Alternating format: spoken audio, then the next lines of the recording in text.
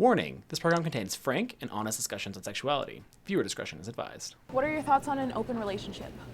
I'm kind of indifferent. I don't think it's a good idea. Dynamic might be interesting. I support it. Trusting each other enough to say yeah.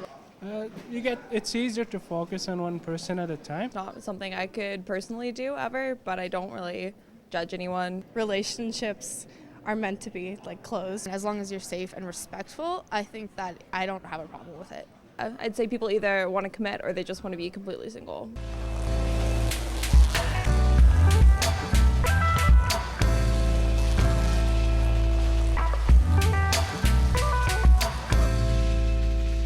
So we did the streeters this afternoon, and everyone seems to be pretty supportive of the whole, you can do whatever you want, you know, as long as everyone is consenting.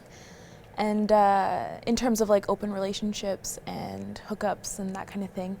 So what do you think about open relationships? Yeah, for me it doesn't matter at all, really. I think it all depends on the people involved. Like, every relationship's different, and it's like whatever the people bring to it, that forms the relationship. I feel like our generation, like just growing up with the internet and stuff, it's like you can have any kind of information you want, like within seconds.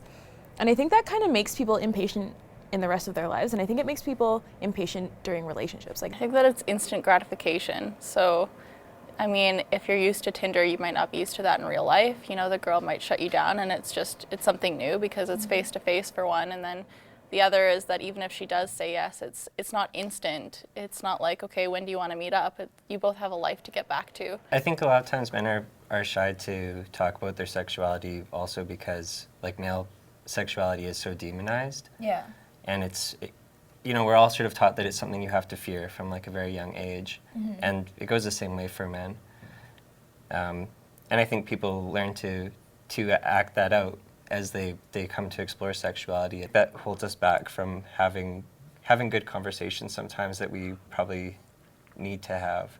so today on the show we have Dr. Rebecca Sullivan with us, and we're going to discuss hookup culture and casual dating. Rebecca, would you like to tell us a little bit about yourself? Well, I'm a professor here at the University of Calgary. I've been here since 2000, and I'm currently the coordinator of the Women's Studies program. And I've written books on pornography and sexuality in cinema.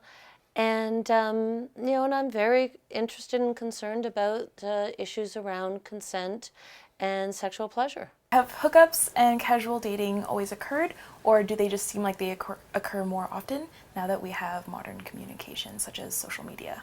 Well, you know, I have to say that every generation thinks that they've invented sex. So it's no more prevalent or common casual sex in this day and age than it has been in successive generations.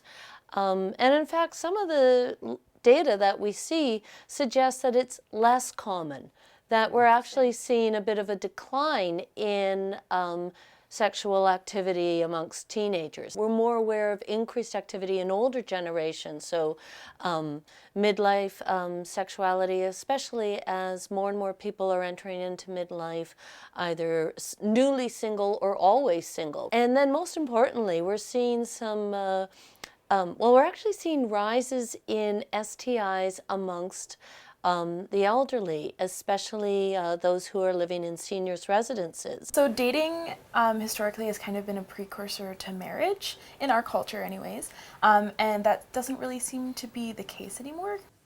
Dating hasn't been a part of our history before marriage except for a very brief time. It's so what we understand as dating has only really been around beginning kind of 1930s, 1940s. So there's this great historian, Beth Bailey.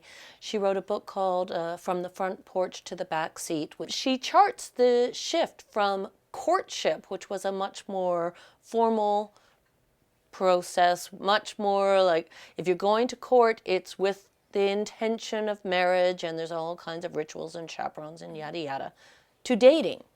So dating kind of dates around the same time as university campuses became co-ed. It also dates around the same time as a resurgence in the birth control movement and some technological advances.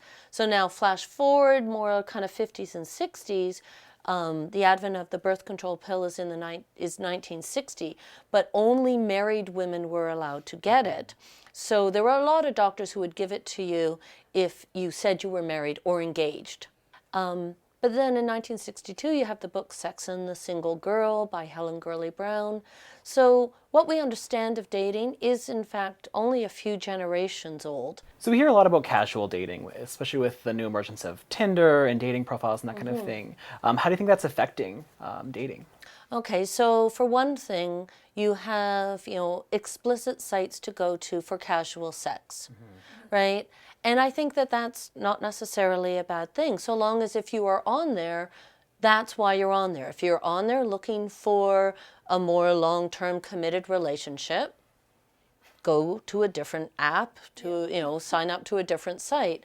A lot of the coyness of dating, and which was really built around double standards of gender, heteronormative values, stigma and shame. I mean, the more that's gone, the happier I am.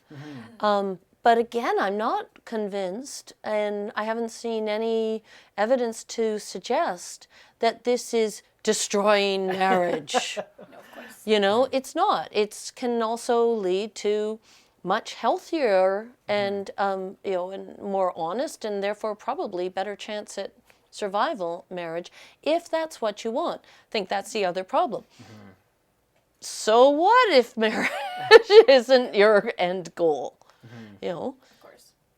This idea that marriage is somehow the goal of everyone, or ought to be the goal, or even just one monogamous partner for life. And I see this as like I'm I'm happy, but it doesn't have to be the only route to sexual and romantic and affectual satisfaction in your life. And I think we're a better society for having those conversations. Yeah.